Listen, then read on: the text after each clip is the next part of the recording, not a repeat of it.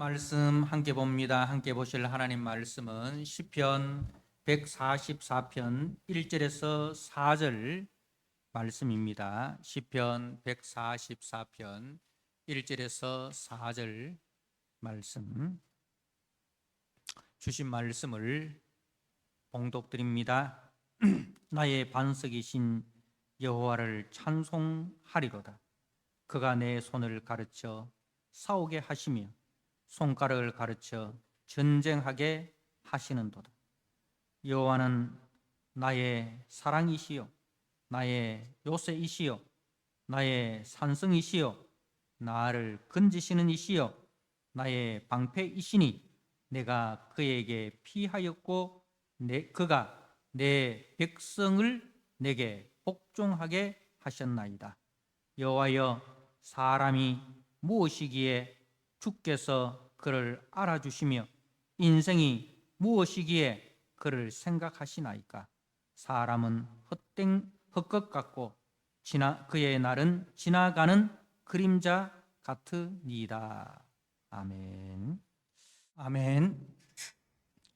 하나님 아버지, 아침에 주의 인자하심이, 그 베푸심이 크고 놀랍다라고 저희들이 고백하였습니다.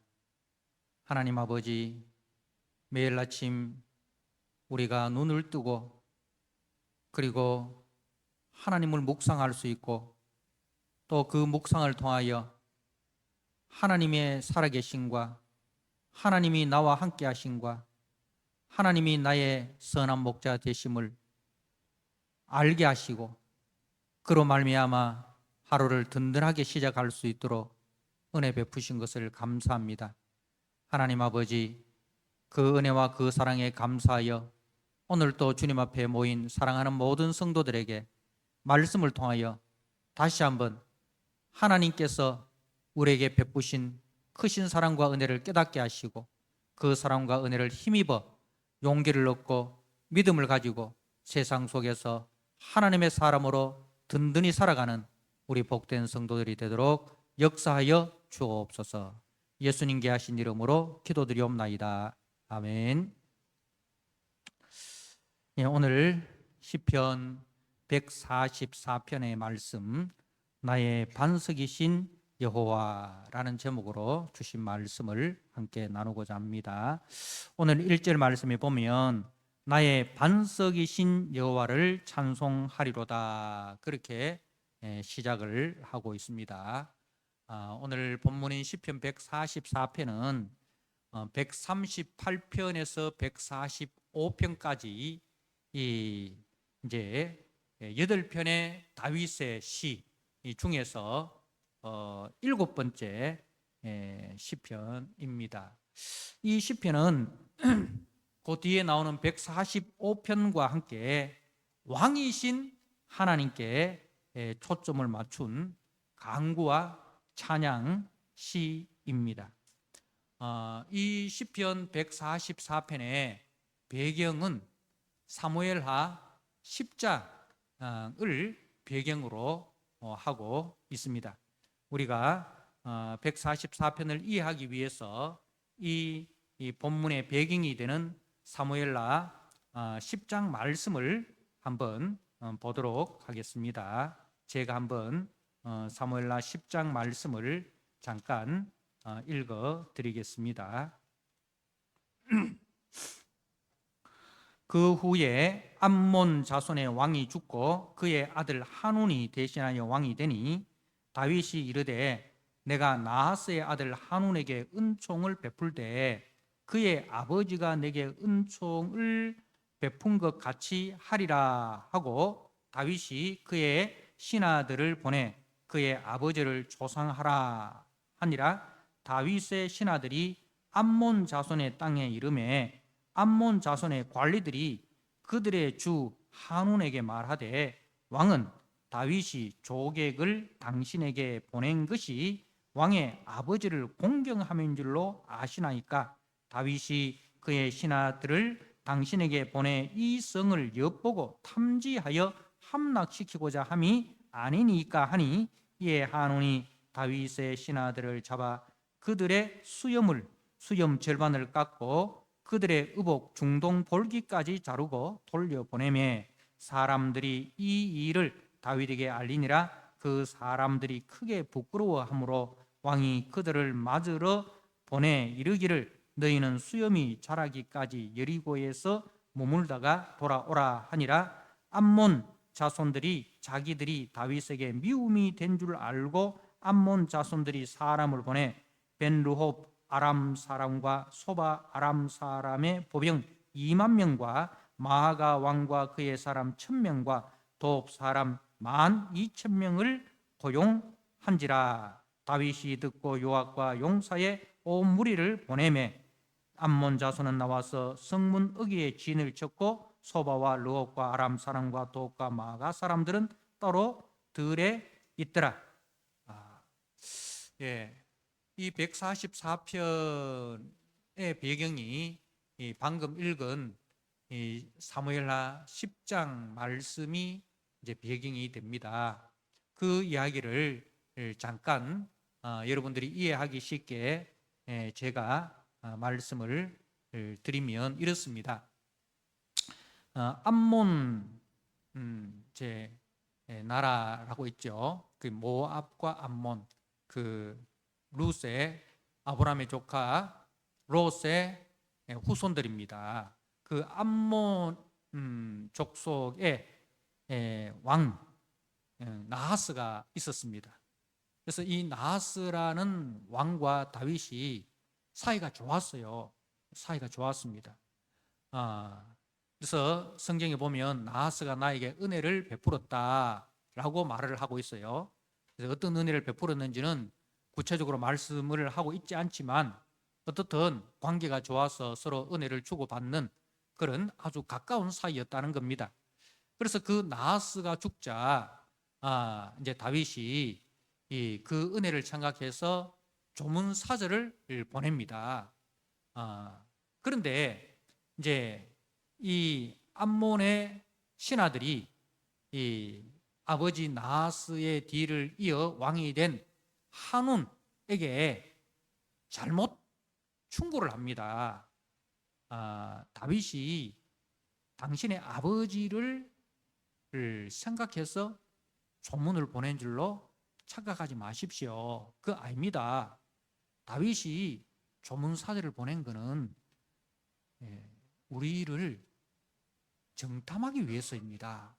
그 조문 사절을 가장해서 우리나라에 들어와서 염탐을 해서 우리를 정복하기 위한 그런 모략입니다. 그렇게 이제 잘못 조언을 한 거예요. 그래서 이 한운이 다윗의 조문 사절, 다윗의 신하들에게 해서는 안 될 짓을 합니다. 조문, 그것도 그 아버지의 장래에 조문 온 조문 사절에게 수염의 절반을 깎아버려요. 이거는 수염이라는 그때 당시에 고대 근동에서 위엄과 존엄과 명예의 상징입니다. 그 위엄과 존엄과 명예의 상징인 수염의 절반을 깎아보니까 얼마나 그게 수치스럽겠습니까? 수치와 모욕을 주기 위한 거죠. 그리고 이제 그 옷에 중동 볼기가 보이기까지 잘라버렸다. 중동 볼기라는 것은 뭐냐면은 이제 양쪽 엉덩이가 다 드러나도록 옷을 잘라버린 거예요. 그러니까 이거는 그야말로 해서는 안 될 아주 몹쓸 짓을 한 거예요. 그러니까 이 조문사절들이 얼마나 수치와 부끄러움을 당했겠습니까? 그 이 이야기를 다윗이 들었어요. 그래서 이제 너희들은 수염이 다 자라기까지 여리고 성에 머물러라. 그들을 배려해가지고 여리고 성에 이제 머물러 있다가 돌아오라. 그렇게 했어요. 그리고 이제 그때는 다윗이 굉장히 올라가는 그런 시기 아닙니까? 이제 다윗과 솔로몬 시대가 이렇게 국력이 경제력과 군사력이 이렇게 올라가는 그런 시기였어요. 그래서 이제 이 암몬의 한운이 이거 내가 해서는 안 될 짓을 했구나. 이 다윗이 가만히 있을 리가 없다. 예. 그래서 이제 부랴부랴 어떻게 했냐면은 주변 나라들과 동맹을 맺고 이제 용병을 구합니다. 그래서 그 용병의 숫자가 이제 33,000명이나 되는 용병을 모집을 한 거예요. 주변 나라들과 동맹을 맺어서 이제 용병이라는 것은 어떤 사람들입니까? 다 실력 있는 사람들이에요. 용병 구할 때 의주를 구하면 안 되잖아요. 그 이제 전부 다 그 나라에서 가장 용맹한 사람들. 그래서 전장에서 선봉에 서서 이렇게 죽음을 두려워하지 않고 싸우는 그런 이제 용사들이라는 거죠. 그런 이제 그 용사들 33,000명을 고용을 한 거예요. 자, 그래서 이제 다윗이 요압 장군을 보내 가지고 전투를 하게 한 거예요. 그래서 이 이제 암몬과 그 아람 나라들을 연합군 33,000명과 이제 다윗의 군대가 싸우기 전에 다윗이 이 지은 이제 시가 오늘 시편 144편입니다. 그러니까 이제 굉장히 위기 가운데, 그죠? 참 굉장한 어려움과 위기 상황 속에서 하나님을 찬양을 하고 있습니다. 자, 여러분, 오늘 다윗이 이런 위기 상황에서 위기 상황이 되면 뭘 해야 돼요? 예? 기도해야 되잖아요, 그죠? 위기 상황이 되면 기도해야 되잖아요. 그리고 기도의 응답을 받고 난 이후에 뭘 해야 됩니까? 찬송을 해야 되잖아요, 그죠? 그러니까 기도하고 기도의 응답으로 찬송을 해야 되는데 다윗이 먼저 찬송으로 시작을 하고 있습니다. 네. 여러분 1절을 말씀을 보십시오. 나의 반석이신 여호와를 찬송하리로다. 이렇게 찬송으로 시작을 하고 있습니다. 찬송하는 이유에 대해서는 말하고 있지 않습니다. 이렇게 하나님이 이랬기 때문에 내가 하나님을 찬송합니다. 이래야 되는데 뜬금없이 시작부터 나의 반석이신 여호와를 찬송하리다. 찬송으로 이렇게 시작을 하고 있다는 겁니다. 여러분, 반석이신 여호와. 반석이 뭐예요? 반석. 경상도 말로는 방구락합니다. 바위. 알죠? 바위. 큰 바위.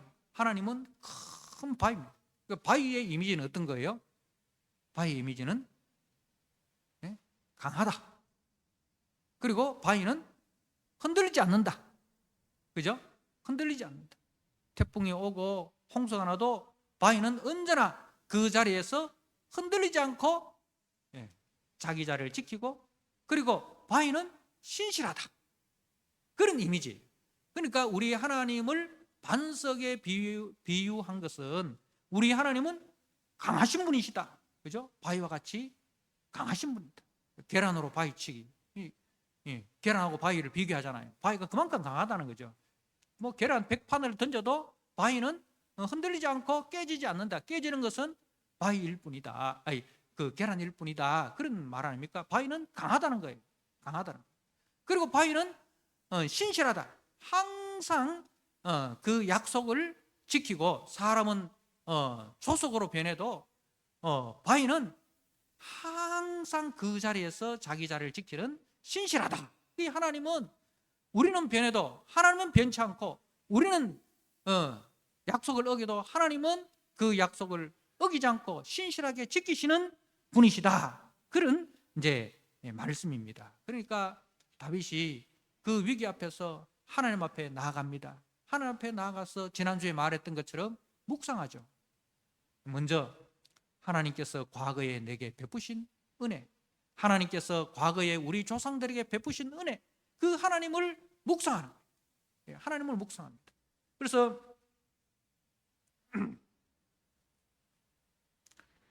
이제 하나님을 묵상하는 가운데 뭘 깨달았습니까? 하나님은 바위시다. 하나님은 바위시다. 하나님은 강하시고 언제나 그 약속을 신실하게 지키시는 확고부동한 그리고 나를 지키시는 우리의 보호자가 되시는 하나님이시다. 묵상할수록 그 하나님에 대한 뭐가 생깁니까? 확고부동한 믿음이 생깁니다. 그래서 이제 찬송이 나오는 거예요. 묵상하는 가운데서 찬송이 터져 나오는 겁니다. 그래서 나의 반석이신 여호와를 찬송하리로다. 사랑하는 성도 여러분, 우리가 인생을 살다 보면 나는 은혜를 베풀었는데 상대방은 그 은혜를 원수로 갚을 때가 많습니다. 그죠? 나는 그에게 호의를 베풀고 나는 그에게 선의를 베풀었는데 상대방은 그 호의를 오히려 당연한 것으로 여기고 더 나아가서 더 큰 호의를 베풀지 않는 것에 대해서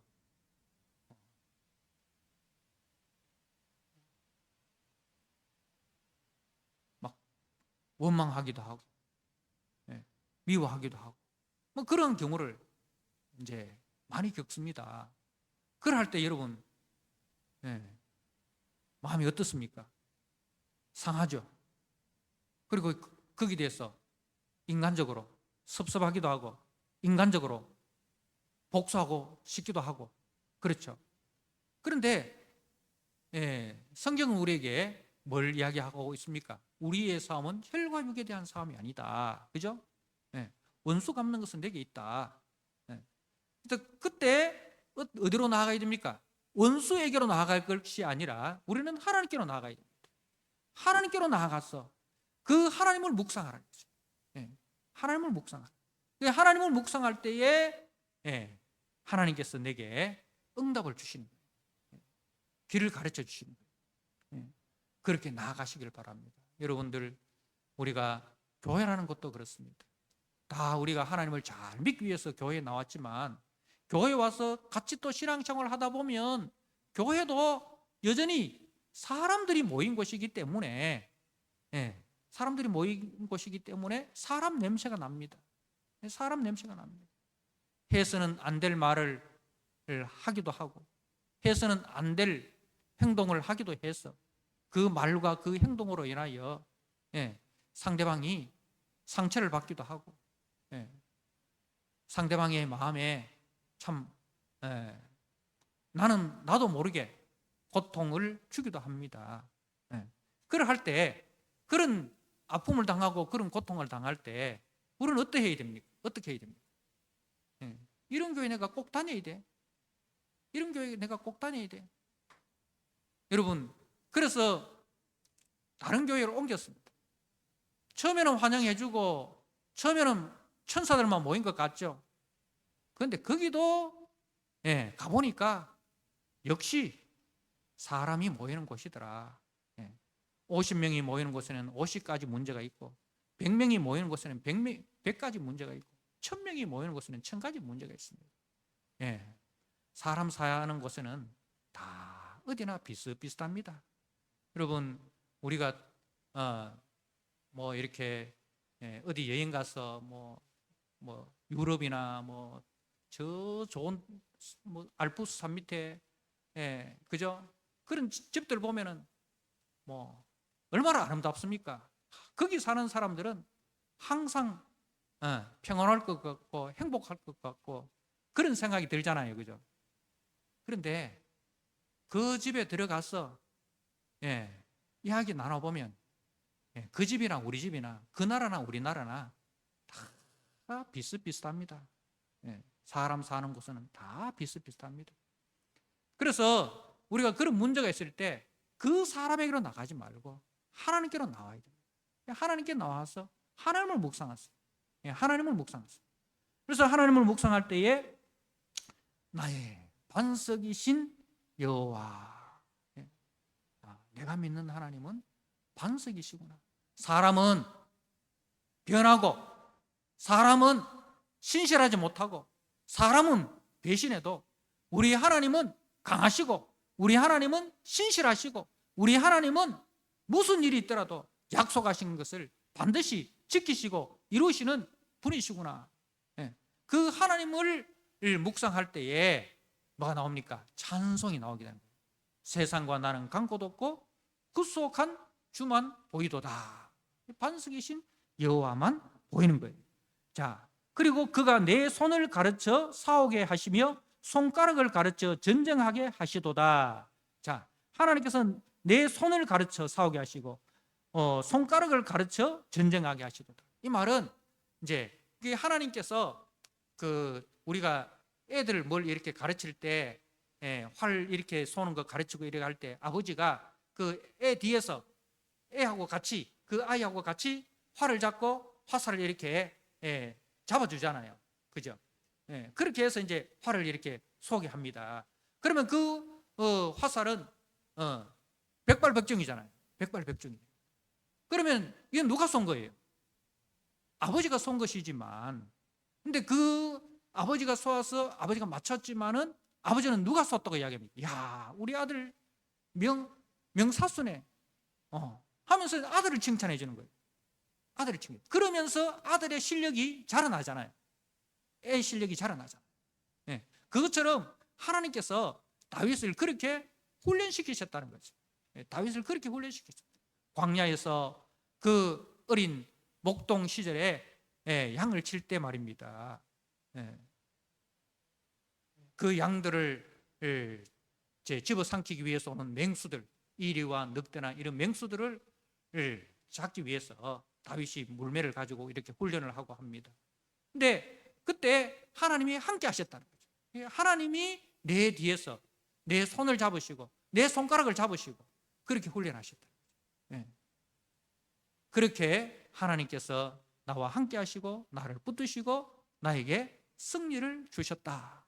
그래서 지나온 날들을 생각해 보니까 우리 조상들을 특히 이제 모세를 생각해 보세요. 모세가 이제 애굽에서 40년을 이제 왕자로 살다가 이제는 자기의 백성들을 구원해야 되겠다라고 나섰습니다. 근데 결국은 돌아온 것은 뭡니까? 살인자였습니다. 그렇죠? 애굽 사람을 죽이고 이제 살인자가 되었습니다. 그래서 광야로 도망쳤죠. 바로의 이제 체포망을 뚫고 광야로 도망쳐서 거기서 40년 동안 장인 이드로의 양을 치는 그야말로 이제 모든 것을 다 내려놓고 꿈도 야망도 다 내려놓고 그냥 광야에서 이제 숨어 사는 그런 필부에 불과했습니다. 근데 그때도 여전히 누가 함께 하셨습니까? 하나님이 함께 하셨어요. 그래서 그 양들을 치는 것을 통해서 이제 뭘 준비하는 거예요? 그 양은 철저하게 지중심이잖아요. 양에 대해 우리가 시편 23편에서 양을 이야기를 할 때 양은 철저하게 지중심이에요. 지밖에 몰라요. 그 이스라엘 백성들 광야 40년을 이제 모세가 앞장서 인도하잖아요. 인도할 때 모세가 들었던 것은 칭찬과 격려와 위로의 메시지가 아니라 끊임없이 원망과 불평의 소리, 그죠? 원망과 불평의 소리. 모세가 한 것이 무엇입니까? 하나님의 대리자가 되어서 하나님의 마음으로 저들을 인도하고 저들을 보호하고, 그죠? 항상 저들 편에서 이랬던 것밖에 더 있습니까? 그런데 돌아온 것은 항상 원망과 불평이었습니다. 그런데 그때마다 모세는 어떻게 합니까? 저들과 대적하지 않고 하나님 앞에 엎드렸습니다. 그런 온유함과 그런 인내가 어디서 생겼겠습니까?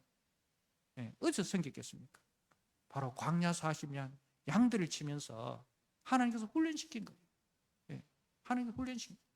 다윗도 마찬가지잖아요. 다윗이 골리앗과 싸울 때 뭘 들고 갔습니까? 물맷돌 들고 갔습니다. 그 물맷돌을 어디서 던졌습니까? 예, 양을 칠 때 하나님께서 홀리신 거예요. 이때를 위함이 아닌가. 예. 어떻게 그 거인 골리앗을 향해서 아무런 무기를 갖지 않고 갑옷도 입지 않고 물맷돌을 들고 나간다는 것은 그냥 사람들이 보면 객기 아닙니까? 객기. 그죠? 형들이 봤을 때는 객기 부린다는 거죠. 저것도 교만해가 객기 부리고 있네. 형들은 그렇게 조롱을 했습니다. 그래서 다윗은 뭐예요? 광야에서 나를 통해서 일하시는 그 하나님을 맛보한 거예요. 그래서 그 하나님을 믿고 만군의 여호와의 이름을 의지하고 물맷돌을 들고 나간 거예요. 그렇습니다. 다윗은 이제 그 위기 앞에서 과거를 묵상합니다. 과거에 내게 베푸신 은혜, 아무것도 아닌 나를 하나님께서 그렇게 훈련시키시고 그렇게 내게 승리를 주셨다. 이 일도 마찬가지다. 그래서 모든 일에 있어서 하나님께서 나를 앞장 세우지만 그 뒤에는 항상 든든하신 반석 대신 하나님이 뒤에 계신다. 그 하나님이 나의 보호자가 되시고 나의 위로자가 되셔서 나를 붙드시고 모든 전략과 전술들을 하나님께서 다 지시하신다. 그래서 나는 그 하나님의 손에 들린 하나님의 도구로 그렇게 쓰임 받으면 된다. 그런 자신감이 생기는 거예요. 그래서 그가 내 손을 가르쳐 싸우게 하시며 손가락을 가르쳐 전쟁하게 하시는도다. 그 묵상을 할 때에 2절에 여호와는 나의 사랑이시요. 이 사랑이시. 그게 하나님의 묵상. 하나님이 뭐예요? 사랑이시다. 이 사랑이라는 말은 이제 무슨 말이냐면은 그 인자란 말이에요. 헤세드. 하나님은 헤세드 있습니다. 이 사랑, 우리가 말하는 사랑과 달라요. 우리의 사랑은 어떤 사랑입니까? 변하지 않는 사랑. 내가 당신을 위해서 검은 머리가 팥불이 되도록 변치 않고 내가 당신을 사랑했습니다 라고 고백을 했지만 여러분 팥불이 되기 전에 머리카락 한두 개씩 흰머리 될 때 이미 벌써 땀만 품고 서로 땀만 품고 그렇게 살아가고 있지 않습니까? 그게 인간의 사랑은 굉장히 자기중심적이고 감정적입니다. 상황에 따라서, 그죠? 환경에 따라서 조속으로 바뀝니다. 그런데 하나님의 사랑은 헤세드. 헤세드는 말은 언약적 사랑이죠. 언약적 사랑. 이 언약적 사랑이라는 것은 우리가 성경에 하나님께서 언약을 맺으실 때 보면 아브라함과 언약을 맺으실 때도 이제 그 쪼갠 짐승 사이로 누가 지나갑니까? 횃불이 지나갑니다. 하나님이 친히 지나가신다는 거죠. 그래서 이제 이 약속은 내가 내 목숨을 걸고 지킨다. 하나님께서 아브라함의 자손을 통해서 이제 그 아브라함의 후손을 통해서 온 인류를 구원하시겠다라는 그 메시아 언약, 이것은 하늘이 두 쪽 나도 내가 내 목숨을 걸고 지킨다. 그래서 아브라함은 신실하지 못하지 않습니까? 그죠? 아브라함은 신실하지 못해요. 하나님과 약속을 맺고도 사라가 아닌 하가를 통해서 자기 힘으로 아들을 낳았습니다. 그게 이스마엘 아닙니까? 그런데 하나님께서는 그 사라가 이제는 더 이상 여자로서 아이를 낳을 수 없는 그 상황에까지 몰고 가십니다. 그죠? 그런데 거기서 하나님께서 생명을 주시는 거예요. 그래서 그 생명은 뭐다? 하나님이 주신 생명, 하나님의 은혜고 하나님의 선물이다.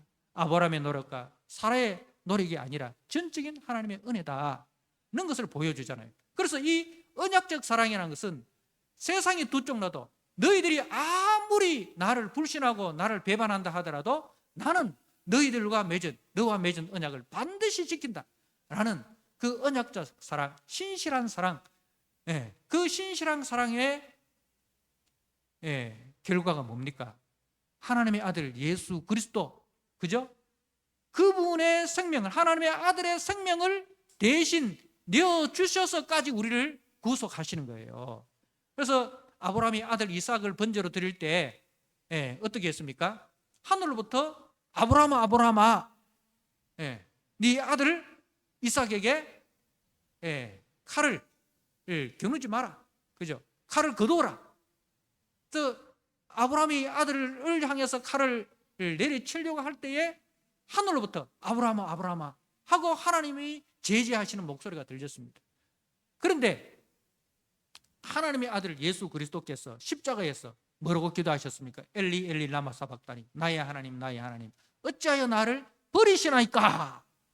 그렇게 하나님 앞에 하소연했는데 하늘로부터 무슨 소리가 들렸어요? 아무 소리도 안 들렸어요. 아무 소리도 안 들렸어요. 그냥 예수님은 십자가의 대속제물로 죽으셔야 하는 거예요. 예. 아브라함의 아들은 구원해 주셨지만 하나님의 아들은 십자가의 대속제물로 내어주셨습니다. 그게 하나님의 사랑이에요. 그게 하나님의 사랑. 그게 언약적 사랑이에요. 그래서 하나님은 사랑이시다. 우리의 사랑은 조석으로 변한다 할지라도 하나님의 사랑은 천년이 가고, 그죠? 천년이 가고 만년이 가도 하나님의 사랑은 변치 않는 사랑이구나. 그 하나님의 사랑에 대해서 이렇게 고백합니다. 여호와는 나의 사랑이시여. 나의 사랑이시여. 나의 요새시여. 요새란 뭡니까? 전쟁할 때 그 요새가 없으면 어떻습니까? 큰일 납니다. 그죠? 요새가 있으면 든든합니다. 뭐 폭탄이 떨어지고 적군이 올라도 요새 속에 들어가면 든든합니다. 그래서 하나님은 나의 요새입니다. 그리고 하나님은 나의 산성입니다. 산성은 뭐예요? 산성이 올라오기 위해서는 그 낭떠러지, 절벽을 기어 올라와야 됩니다. 그죠? 거기에 산성을 쌓지 않습니다. 산성을 점령하는 건 불가능해요.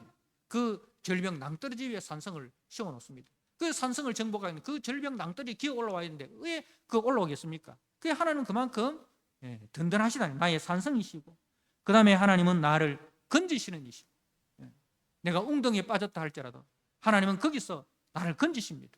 다니엘이 사자굴에 들어가도 하나님께서 거기서 건지시고, 다니엘의 세 친구가 풀무불 속에 들어가도 하나님께서 거기서 건지신, 하나님은 나를 건지시는 이시요 나의 방패시요. 방패라는 것은 전신, 나의 머리에서 발끝까지 다 막아주는 그런 방패라는 거예요. 방패시니 내가 그에게 피하였고 그가 내 백성을 내게 복종하게 하셨나이다.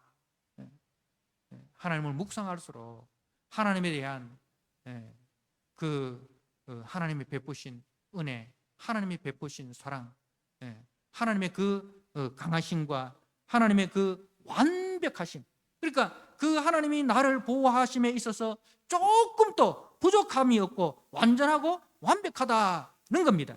그런데 거기에 전부 다 뭐가 들어있어요? 나의 사랑, 나의 요새, 나의 산성, 나를 건지시는 이 나의 방패, 내가 그에게 피하였고, 이렇게 내라는 말이, 나의 내라는 말이 계속해서 반복되고 있습니다. 그 말은 뭐예요?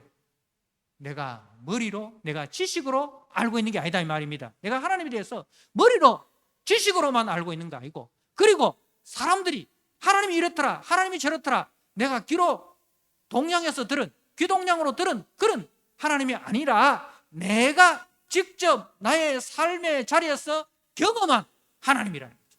내가 직접 만나고 내가 직접 경험하고 체험한 하나님이다. 그게 나의 하나님. 사랑하는 성도 여러분, 그런데 그 다음 구절에 여호와여 사람이 무엇이기에 주께서 그를 알아주시며 인생이 무엇이기에 그를 생각하시나이까. 내가 그 하나님으로부터 이런 사랑을 받을 만한 자격이 있는가? 내가 하나님으로부터 이런 은혜와 이런 사랑을 받을 만한 조건이 있는가? 아무런 자격도 아무런 조건도 없는 나 아닌가? 사람이 무엇이기에 주께서 그를 알아주시며 인생이 무엇이기에 그를 생각하십니까? 이 만극하신 은혜를 받고 가만히 생각해 보니까 내가 하나님 앞에 뭘 했습니까? 아무것도 한 거 없습니다. 아무것도 한 것 없는데 하나님께서 이처럼 나를 사랑해 주시니, 그래서 4절에 사람은 헛것 같고 그의 날은 지나가는 그림자 같으니라. 사람은 헛것 같고 지나가는 그림자 같습니다. 여러분, 만물보다 거짓되고 심히 부패한 것이 사람의 마음이라고 우리가 예레미야서를 묵상하면서 예레미야 17장에서 그렇게 고백하고 있지 않습니까? 그죠? 사람이라는 존재는 만물보다 거짓되고 심히 부패한 존재입니다. 지나가는 그림자와 같은 허무한 존재입니다. 여러분, 우리가 사랑하는 사람과 같이 살다가 그 사람이 죽었습니다. 그래서 이제 화장을 했는데, 한 줌의 죄로 딱 나올 때, 한 줌의 죄가 되어 나올 때, 정말 그 한 줌의 죄를 안고 참, 사람이 뭔가? 사람이 뭔가? 그 아름다운 형체는 어디 갔고, 그 고운 마음씨는 어디 갔고, 그 손에 솜씨는 어디 갔고, 그죠? 다 사라지고 허무한 한 줌의 죄로 탁 남을 때 사람은 헛것입니다. 지나가는 그림자와 같습니다. 라는 고백이 절로 나오지 않습니까? 네. 그런데 헛것 같고 지나가는 그림자 같은 한 줌의 죄로 남겨지는 그 인생을 하나님이 붙드시고 계신다는 거죠. 그 속에 하나님이 뭘 주셨습니까? 생명을 주셨어요. 우리 주 예수 그리스도의 그 십자가 대속의 죽으심을 통해서 부활의 생명을 그 속에 심어 주셨습니다. 하나님의 생명을, 하나님의 부활의 그 생명을 그 속에 심어 주셨어요. 죽음이 끝이 아니라는 거예요. 한 줌의 죄가 그 사람의 실체가 아니에요. 우리의 눈에 보이지 않는 하나님의 그 생명이 그 속에 심겨져 있는 거예요. 그래서 우리가 성경을 묵상하면 묵상할수록 참 내가 예수를 믿었다는 것이 이렇게 귀한 것이고 예수를 믿고 있다는 것이 이렇게 복된 것이구나. 여러분, 연세가 드시면 참 외롭지 않습니까? 몸은 병들고 아픈 곳은 많고 찾아오는 이는 없고 자식들도 다 떠나고 참 혼자 방에 이렇게 쓸쓸히 누워있으면 몸은 아프고 찾아오는 사람은 없고 밥맛은 없고 날은 덥고 그때 뭘 해야 됩니까? 신태 한탄 하실랍니까? 떨어뜨 털어놓고 그냥 신세나 한탄하고 있을랍니까? 말씀을 묵상하십시오. 말씀을 묵상하십시오. 우리 인생이 70이고 강건하면 80일지라도 그 연수의 자랑은 수고와 슬픔뿐이고 우리가 지나가는 신속히 갑니다.